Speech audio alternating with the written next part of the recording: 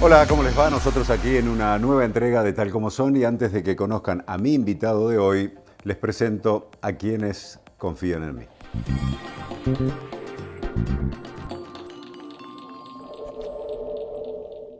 Para ser competitivos en la industria es necesario contar con una flota de vehículos acorde a los tiempos que corren. Por eso, a la hora de renovar el parque automotor, piense solo en el especialista. Naviran Mercado, subastas online. No dejemos de cuidarnos. Usemos siempre tapaboca.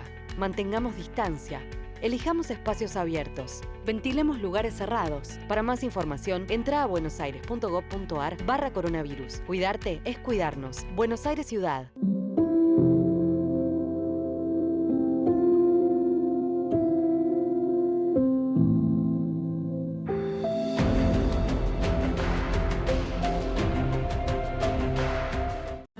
En Lanús creemos en la educación de calidad. Por eso estamos entregando kits de robótica a los centros educativos del municipio, para que nuestros chicos aprendan nuevos conocimientos científicos que son la base de las industrias del futuro. Informate en lanús.gov.ar/Lanús Construye Futuro. Lanús nos une. Paladini, empresa de alimentos que desde 1923 acompaña la mesa de los argentinos. Grupo Asegurador La Segunda. Lo primero, sos vos.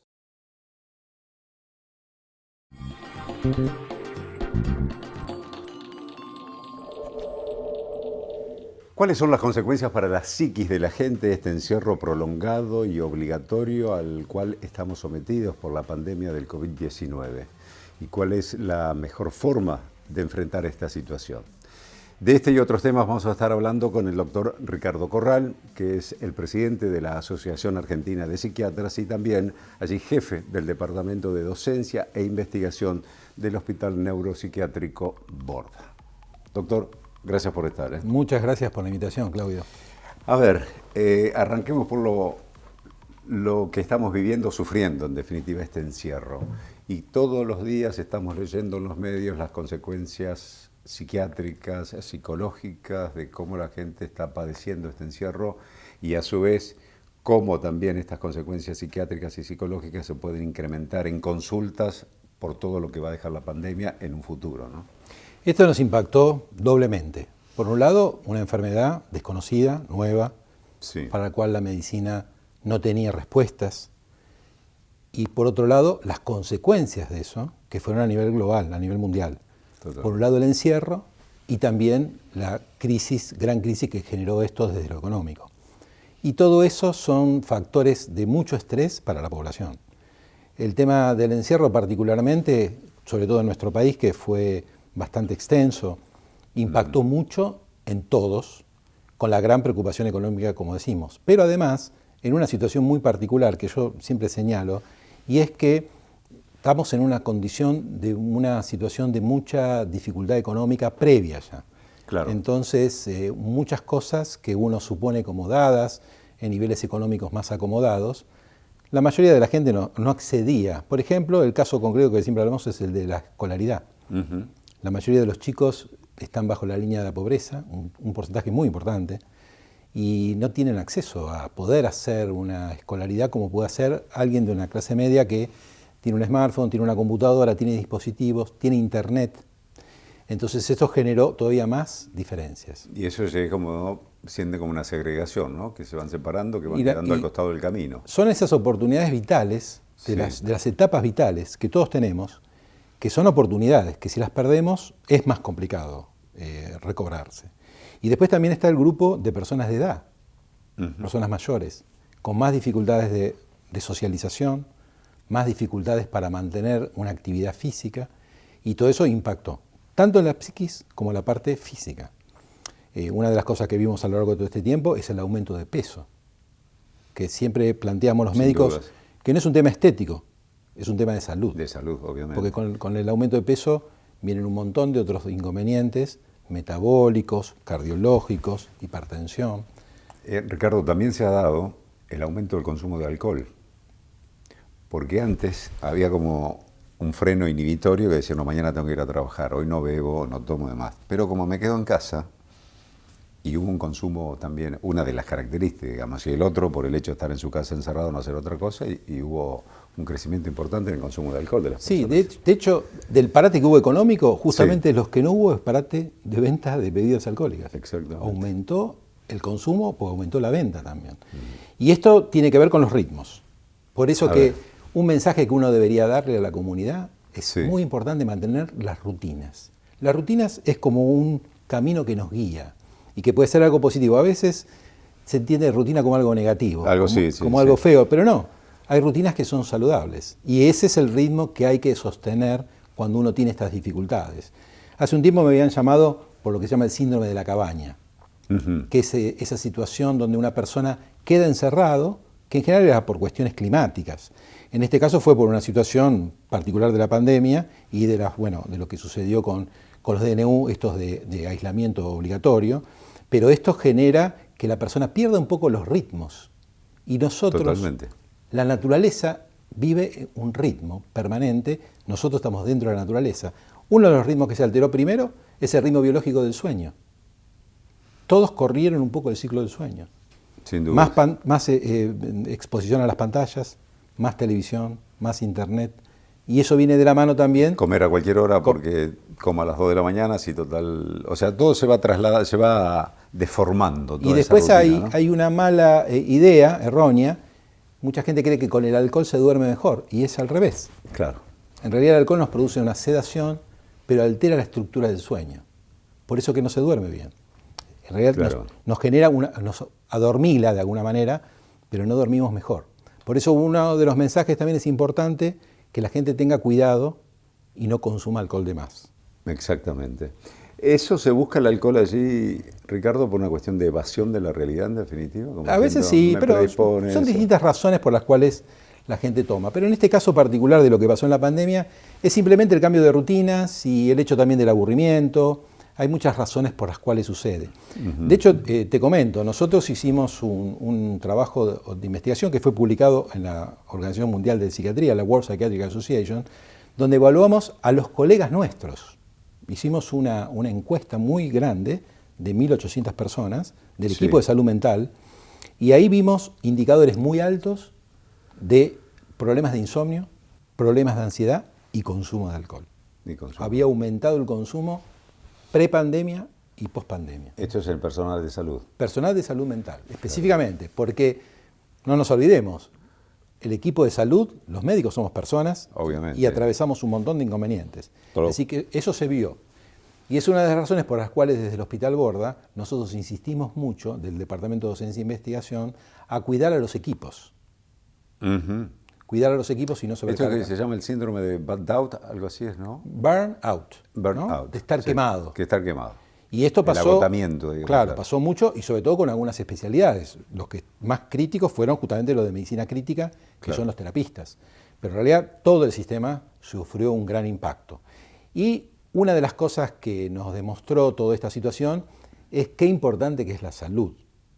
Y por lo cual estos programas son tan importantes, porque en realidad, porque yo estoy acá, porque lo importante es transmitirle a la comunidad, comunicarle qué relevante que es cuidarse y poder consultar a tiempo también, que es uno de los Totalmente. puntos vinculados con el estigma y la discriminación que se produce con las personas que tienen algún padecimiento psíquico.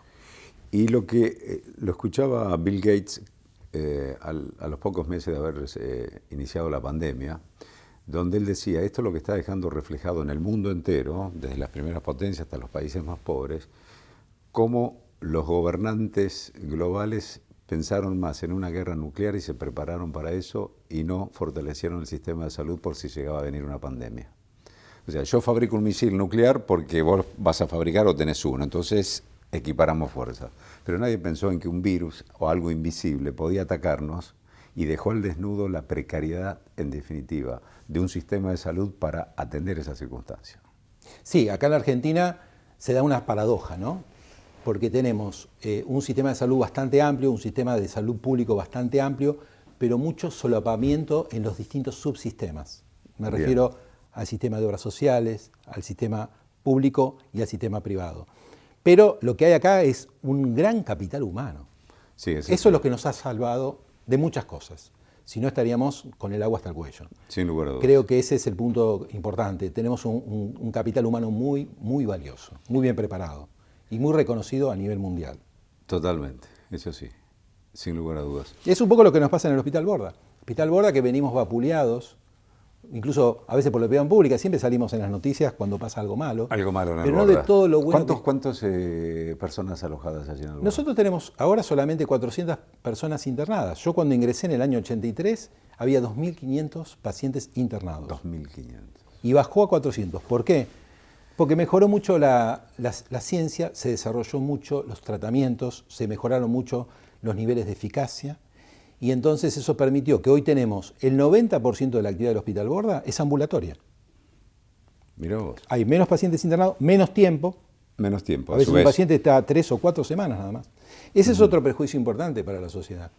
La gente a veces cree que dice, bueno, va al Borda y no sale más. Pero porque era quizás lo que sucedía antes también, ¿no? Pero mucho tiempo antes. Mucho tiempo la antes. gente habla de los manicomios. Los manicomios no existen más. No. Son hospitales modernos, especializados, de alta complejidad. Además, con esto que digo, profesionales de altísimo nivel de cualquier lugar del mundo y que realmente califican para cualquier situación. Lo que se daba, por esa experiencia que te comentaba antes de comenzar el programa, y los que permanecían en el hospital por ahí hasta por una cuestión humanitaria, eran aquellas personas que eran abandonadas por su familia, no aparecía nadie, esta persona no tenía dónde ir tampoco, ¿no? Y por eso seguía permaneciendo en el hospital. Pero ya era una decisión más humanitaria porque no lo podías largar a la calle porque esa persona no tenía dónde ir, ¿no? Claro. Lo nuestro tiene que ver un poco con esto que decís, Claudio, porque hay una parte que tiene que ver con la salud, con la medicina y otra parte con el desarrollo social. Claro. Cuando hablamos de salud mental, van de la mano las dos cosas. No puede haber salud mental si no hay necesidades básicas satisfechas. Obviamente. Entonces, una persona necesita estar bien alimentada, tener un techo, tener un desarrollo, una actividad, un grupo que lo soporte, que lo apoye, la familia o un grupo primario, como decimos. Pero si no existe eso, que no es un tratamiento médico, eso es algo que tiene que ver con la posibilidad que el Estado tiene de sostener esas necesidades básicas de los individuos, de los ciudadanos de cada nación. Ese es el problema y esto es lo que acabas de decir. Para mantener allí la cuestión emotiva, emocional de una persona en los parámetros que necesita como para poder desarrollarse dentro de una sociedad, ¿no? Sí, que va desde el nacimiento, te diría desde la gestación. De la gestación. Una mujer gestante que tiene que estar bien alimentada, que tiene que estar bien cuidada, con las necesidades resueltas, desde que nace el bebé, una buena alimentación, una buena cobertura médica, una buena educación. Sin dudas. Ese es el camino hacia la salud mental. Se tiene que dar eso. El problema es cuando se pierde la salud mental. Y a veces se pierde por cuestiones que están vinculadas por distintas razones. Hay factores genéticos, factores sociales, factores de estresores como los que pasa ahora, Claro. que aumentan claramente problemas de ansiedad, de insomnio, como decimos. Todo eso va a estar enmarcado dentro de cuestiones médicas y cuestiones sociales. Siempre hay una interacción permanente en eso. ¿Cuáles son los trastornos, no sé, no digo más importantes, sino que en mayor cantidad de personas se manifiesta en Argentina? Bueno, eso es lo que llamamos prevalencia, ¿no? Ajá. Una prevalencia, enfermedad, ¿cuántas personas puede afectar? Como ahora, por ejemplo, pasa con el tema de COVID, que en realidad medimos la incidencia, cuántas veces en determinado día, y vamos midiendo eso.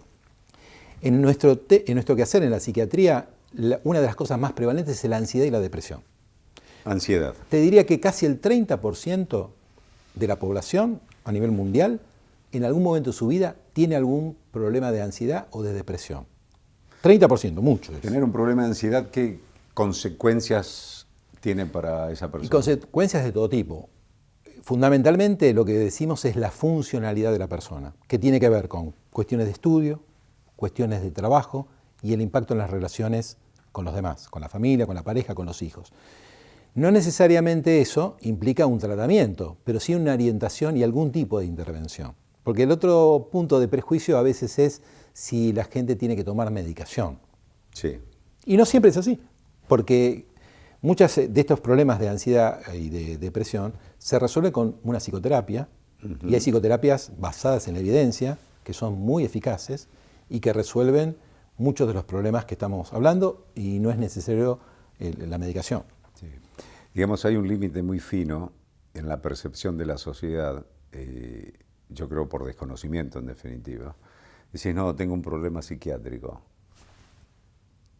El receptor de ese mensaje ya pone como las manos en alerta, o su actitud ya es de alerta, y más es decir, no, estoy medicado porque tengo un problema psiquiátrico. Ya es como que comienza así una segregación para esa persona con ese comentario. Y eso habría que evitarlo en definitiva, ¿no? Claro. Porque afecta seriamente a esa persona. Sí, sí, no es más que eso. Por ejemplo, si alguien tiene un problema de hipertensión y uno toma la pastillita para la presión, café nomás, no pasa sí, nada. una pobre tiene- Si tomo la pastillita sí. para la depresión ya es otra cosa. Y eso Tiene tiene como mala prensa, digamos, el hecho, Bueno, por decirlo así, ¿no? Definirlo tiene que de ver una con dos forma. cosas, A ver. este desconocimiento. Por un lado, un poco una cuestión ideológica de creer que el cerebro no existe. Claro. Porque estamos hablando de enfermedades del corazón, del hígado o de cualquier otro órgano. Y bueno, y el cerebro es un órgano.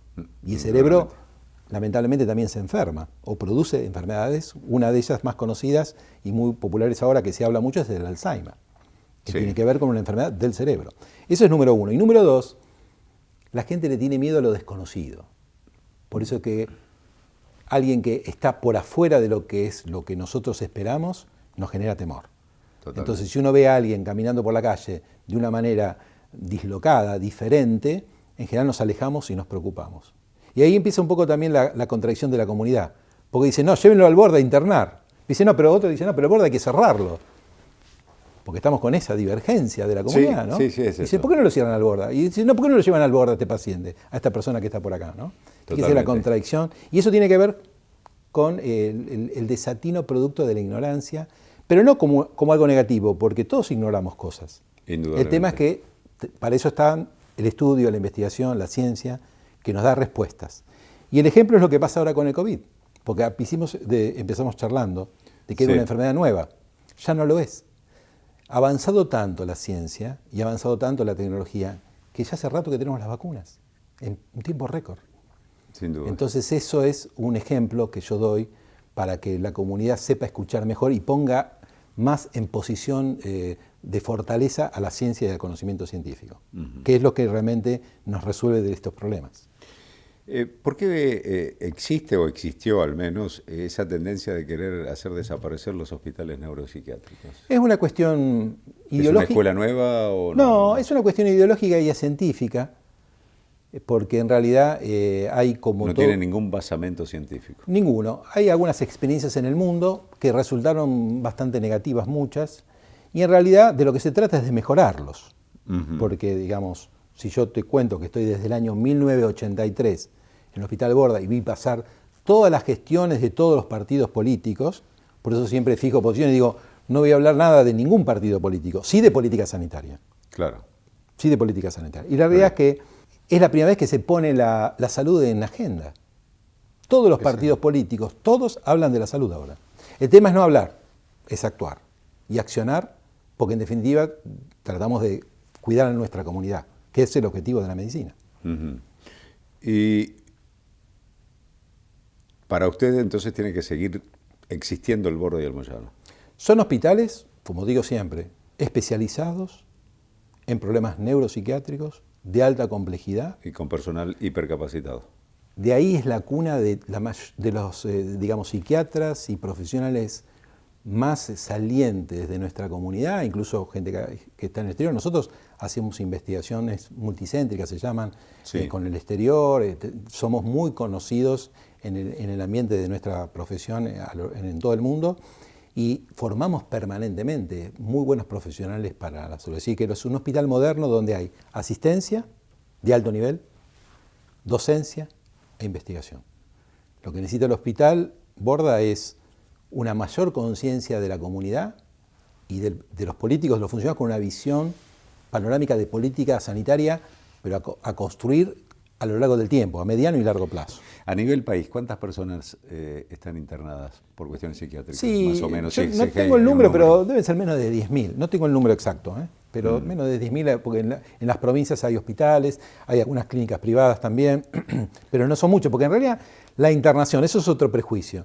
La internación es una estrategia terapéutica para determinado momento. No para que se prolongue en el tiempo, claro.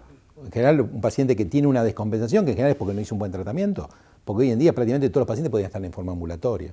En realidad la internación es un momento dentro de ese tratamiento, que es para algunos. Por eso que, si yo te pongo un ejemplo, enfermedades graves, ¿no? Que son más severas, que rondan, sumándolas a todas, el 2 o el 3% de la población, estamos hablando de casi 1 millón de personas. Y yo te estoy diciendo que hay menos de 10.000 internados, quiere decir que la mayoría no están internados.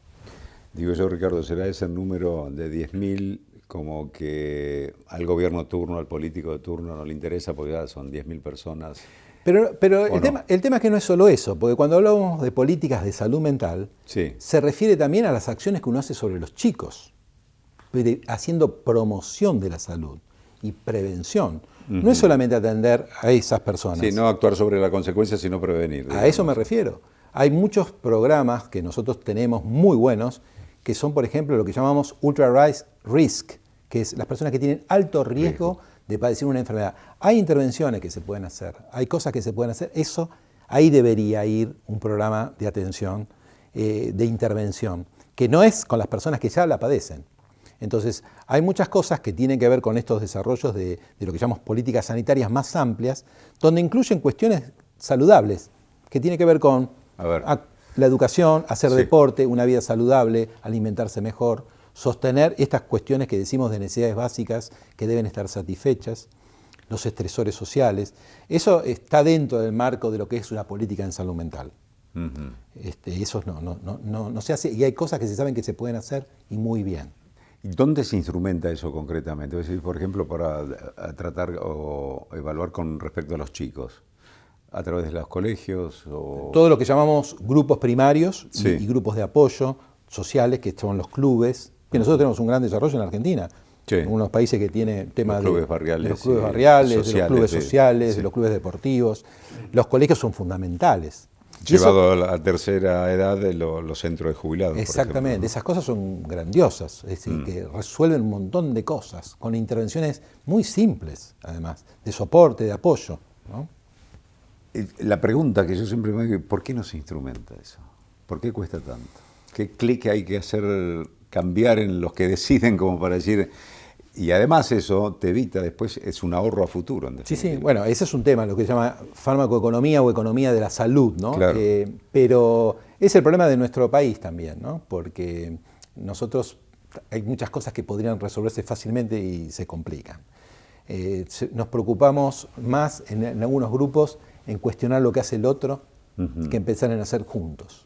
Llegó el momento de que realmente la gente tome actitudes de toma de conciencia, que en realidad no se puede hacer, un grupo hace una cosa y otro grupo hace otra, sino que hay que unirse y hacer todo para un bien común. Creo que es el problema nuestro que falla. Y después tener funcionarios un poco más atinados, que puedan accionar sin tanto un interés personal o partidario. Yo pienso siempre pensar más en la comunidad, en la sociedad. Yo creo que pasa en todo el país, ¿no? Se piensa cómo gobernar los 4 años que tienen que gobernar, pero no se piensa en dejar los cimientos, que otro haga la pared y el que viene haga el techo y el siguiente haga el jardín. Y ahí tenemos todo el ecosistema completado, digamos. Porque si no estamos destruyéndolo, siempre está a los barquinazos en ir y venir y no se termina haciendo nada, en definitiva, ¿no? Así es. Sistema de salud mental que considerás modelo en el mundo. Bueno, los países escandinavos tienen muy buen desarrollado, son sociedades más pequeñas, pensemos que Dinamarca, Suecia, es un poco más de gente, pero Finlandia hablamos de 4 millones de habitantes, 5 millones de habitantes. Y después, bueno, son sociedades que fueron bárbaras, si pensamos en los vikingos y los estragos que hacían, bueno, lograron desarrollar una cultura de lo social impresionante y tienen una gran financiación del Estado en cosas de altísimo nivel. Entonces, por ejemplo, una cosa sencilla, tiene una historia clínica única. Es decir, Claudio, Ricardo, tenemos una historia clínica que tiene acceso a todos los médicos, de todo el sistema de salud. Claro, acá sería, tengo la historia clínica, me atendí acá en Buenos Aires, pero mañana estoy en Tucumán por ese... Pero incluso acá en Buenos Aires, depende de donde la atiendas, si te atendiste con un médico, el otro no la tiene. O si te atendiste en el Hospital Gorda, el otro hospital no lo tiene. Totalmente. Hasta eso, que es una cosa que uno dice, bueno, hoy en día eso debería estar resuelto, no está resuelto. No está resuelto. Ricardo, para ir terminando, esta pandemia, el COVID-19 y la cuarentena, ¿ya causó todo el estrago que puede llegar a causar en la psiquis de las personas? ¿O si esto se prolonga en el tiempo puede ser aún peor? Lamentablemente no. no causó todo el daño posible. Porque vamos a seguir teniendo inconvenientes con las personas por el gran estrés que continúa social de las cuestiones, ya no tanto en sí de la pandemia, sino de las dificultades económicas. Bien. Y por otro lado, ya sabemos que el virus y la gente que ha padecido, la que puede padecer, puede tener además trastornos neuropsiquiátricos producto de la virosis. Claro. Es decir, que está el producto del encierro y de toda la crisis y el producto del virus mismo, ¿no? La buena noticia es que tenemos ya las vacunas. Yo soy optimista, creo que en poco tiempo el mundo va a poder acceder, Argentina también va a poder acceder a una... Van a sobrar, como dicen, las vacunas. Sí, una inmunidad que ya se va a dar todos los años. Y después que se sabe mucho más. La ciencia, ese es el mensaje también a la comunidad. Hay que apoyar a la ciencia porque la ciencia nos da respuestas. Y por eso la gente no se muere a los 30 años a promedio de vida como era a principio del siglo, claro. Y tenemos un promedio de vida de más de 80. Así es. Y mejor calidad de vida. Así que esos son los dos mensajes positivos para dar. Ricardo, muchísimas gracias por haber estado en Tal Como Son y gracias también por el trabajo de excelencia que hacen en el Borda, y que gracias. Son poco reconocidos por eso. Muchísimas gracias por haber estado allí. Nos vemos en el próximo Tal Como Son. Un tatarabuelo, sí, cacique guaraní. Cacique guaraní. Y es muy curiosa la historia porque yo me enteré hablando con mi tía. Charo, vos sabías que sos tataranieta, ¿no? Que tu abuelo era un cacique guairaré, que tu abuela se llamaba Flor Guairaré. Y me empezó como a hacer el árbol genealógico. Y fue fantástico, ¿no?